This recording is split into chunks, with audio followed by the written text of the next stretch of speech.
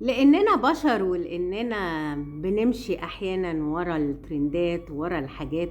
فانا من ضمن البشر دول، فبنقع في اخطاء وبنندم عليها ساعات وبنقول لا، ما احنا وعينا وادراكنا كان المفروض يبقى احسن من كده، ونبقى عارفين ان ده مش صح، وقناعاتنا هي اللي كانت مظبوطه.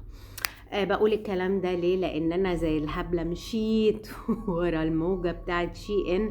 انا عمري ما جبت حاجه من شي ان، لان انا دايما عندي اقتناع ان الحاجات شي ان دي الكواليتي بتاعتها بتبقى بور ومش احسن حاجه وكده، ومع ذلك جربتهم وجبت كده شويه حاجات عبيطه وهبله.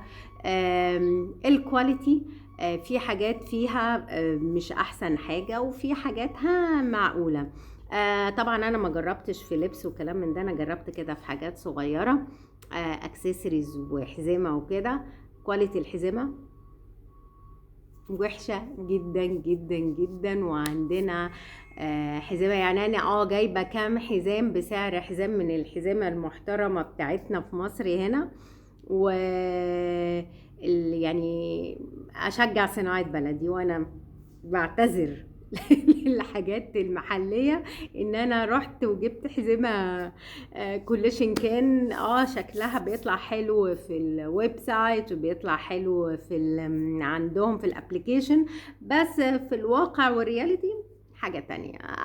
يعني واحد لما يجي يشتري الحاجة يبقى يا إما من مصدر موثوق فيه مش كده وخلاص، يا إما يجيب حاجة قدام عينه شايفها.